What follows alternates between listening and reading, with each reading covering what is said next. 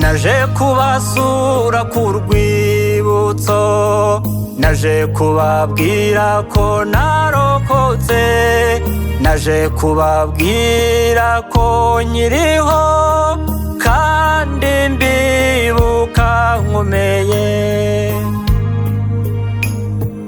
Naje mbazaniye indabo mbamenyesha ko duhorana, kuko buri munsi mbibuka nicyo gihango dufitanye. Inkuru mbazaniye niyo kubabwira ko narokotse, niyo kubabwira ko nashibutse, kandi ntimuzazima tukiriho.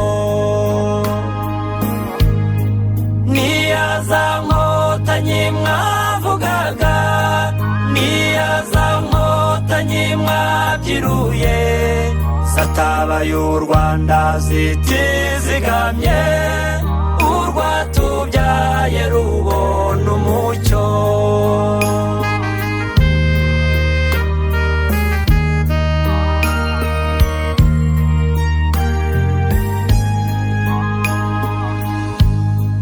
Burya muri ya minsi y'amajune nta cyizere cyo kubaho, nta byiringiro byo kurokoka, niho twaboneye umukiro.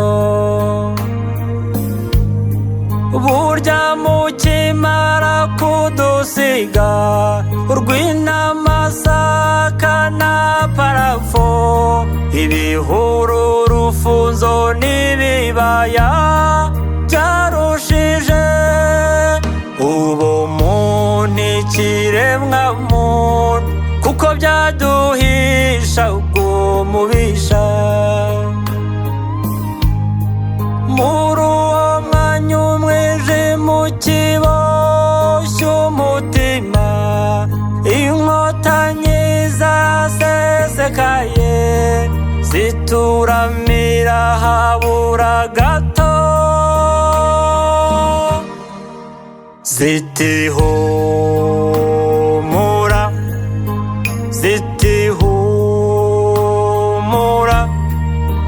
ziti humura, humura ntugipfuye, zaraduhetse nubwo nta ngobyi zari zifite, zaratuvuye nubwo imiti yabo yari mike, ziraturwaza ziradusindagiza, ziduha urukundo twongera kugira ubuzima.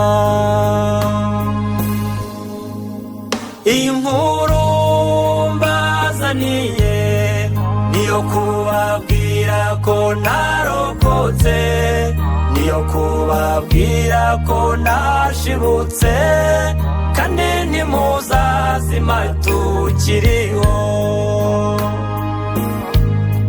Niyaza nkotanyi mwavugaga, niyaza nkotanyi mwabyiruye, zatabaye u Rwanda zitizigamye, urwatubyaye rubona umucyo.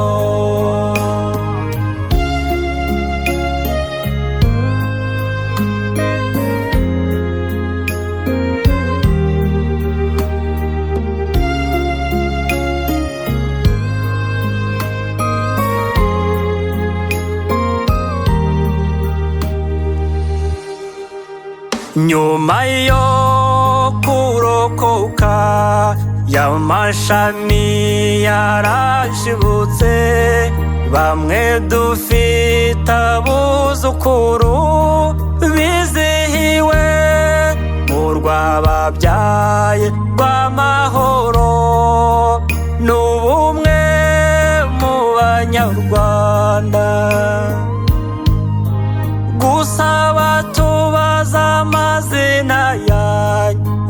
tubaza naho muba tukabura icyo dusubiza ubwo tukitse imitima